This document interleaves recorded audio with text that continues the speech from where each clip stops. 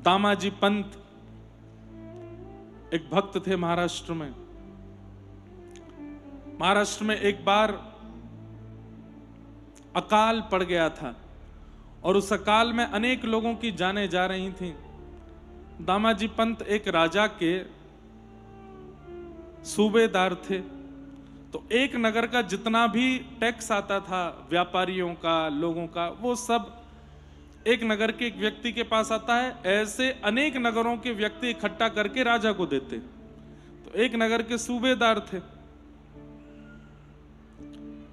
दामाजी पंत आज भोजन करने के लिए बैठे और अन्न खाते समय सोच रहे थे कि बाहर किसी बालक की रोने की आवाज आ रही है, किसी परिवार की कोई माता रो रही है, क्यों? अन्न नहीं है, लोग मर रहे हैं और मैं यहां चैन से भोजन कर रहा हूं।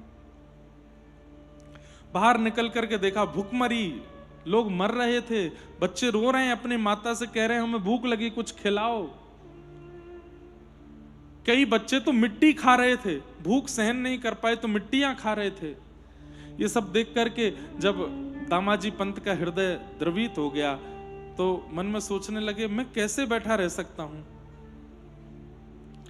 और राजा को देने वाला जो कर था, मतलब साल भर में सब व्यापारियों से जितना टैक्स इकट्ठा करते राजा को देना था, वो सब राजा को ना दे करके भंडार खोल दिया और उसका अन्न सामग्री खरीद करके और राजा के तहखाने के जो अन्न सामग्री थी सब खोल करके लोगों में बंटवा दिया बिना राजा से पूछे।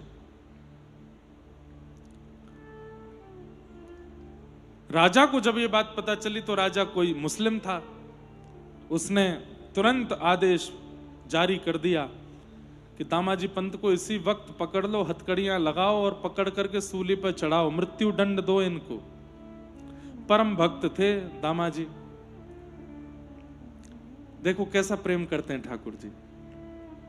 हाथों दामाजी पंत अपने ठाकुर जी की सेवा कर रहे थे, उसी समय सेना आ गई उनको लेने के लिए। पत्नी ने कहा अभी सेवा से निवृत्त हो जाएं, आप मेरे पति को ले जा सकते हैं। उन्होंने कुछ अपराध नहीं किया है, कुछ गलत नहीं किया। अरे कैसे गलत नहीं किया? राजा की चोरी करी है। चोरी तब मानी जाती जब अपने लिए की होती। राजा प्रजा के लिए सोच रहा है तो राजा के किसी व्यक्ति ने प्रजा के लिए सोच लिया, इसमें चोरी कैसी है? हमें तुमसे बात नहीं करनी, अपने पति को बाहर भेजो। दामाजी पंत आए, दोनों हाथों में हथकड़ियां, पैरों में बेड़ियां और लगे कोड़ों से मारने। बोले चलो तुम्हें सूली पर चढ़ाना है, आज्ञा हुई है। कोई अंतिम इच्छा हो तो कर लो। दामाजी पंत बोले एक बार विठोबा का दर्शन करना है, बस उनको एक बार देख लूं, नेत्रों से निहार लूं, अपने चित्त में बसा लूं, अपने आराध्य की थोड़ी आराधना कर लूं, फिर मेरे प्राण ले लीजिएगा। कुछ गलत नहीं किया था दामाजी ने, लेकिन उस समय का शासनकाल बंधुओं बहुत क्रूर था। गए, जैसे ही पांडुरंग भगवान के सामने खड़े हुए, हाथ जोड़ करके बोले नाथ, मैंने संसार में कोई अपराध नहीं किया है, संसार के लोग मुझे अपराधी घोषित जानबूझ के कर रहे हैं। मैंने तो कथाओं में सुना था सेवा परम धर्म है, मैंने प्रजा की सेवा की है। कहीं कोई बालक भूखा मर रहा है, कहीं कोई माताएं रो रही हैं, कोई परिवार उजड़ रहा है और मैं घर में बैठ के रोटी खाऊं? मुझसे ये देखा नहीं गया। इसलिए मैंने सारे तहखाने खोल दिए, सब धन लौटा दिया, जो राजा का था वो प्रजा में बांट दिया।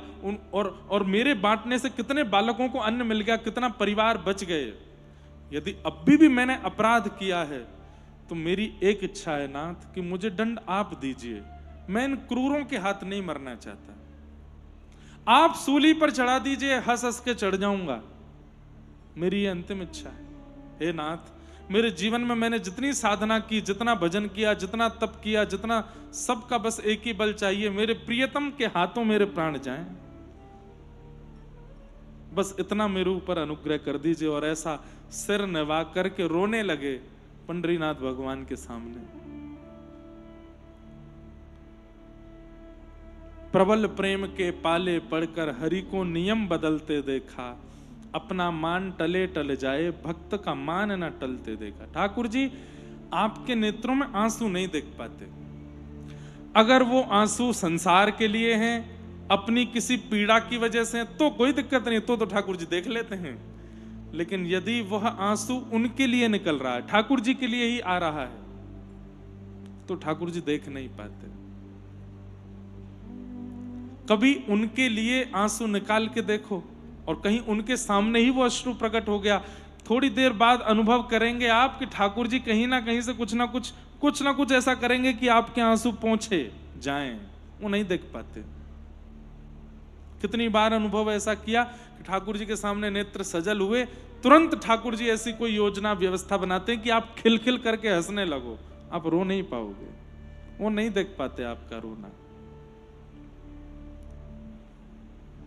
दामाजी पंत जब रुदन करने लगे तो उस बादशाह के दरबार में गेट पर दस्तक दी एक छोटे से बालक ने। बालक तो नहीं, तो ऐसा प्रेम जब ठाकुर जी देते हैं तो हम क्यों ना उस प्रेम के आदी बने, उस प्रेम के उपासक बने। इसलिए हम कहते हैं कथा में, प्रेम करो ठाकुर जी से, प्रेम करो श्री जी से, प्रेम करो विठोबा से। क्योंकि इस संसार के लोगों से जो प्रेम मिलेगा वो कुछ दिन बाद फीका लगने लगेगा, और उस व्यक्ति का स्वार्थ है ये भी आपको पता चल जाएगा। लेकिन ठाकुर जी निस्वार्थ प्रेम करते हैं, और वो प्रेम भी ऐसा रहता है कि सदा आपको प्रिय लगता रहता है। प्रेम ठाकुर जी से करो।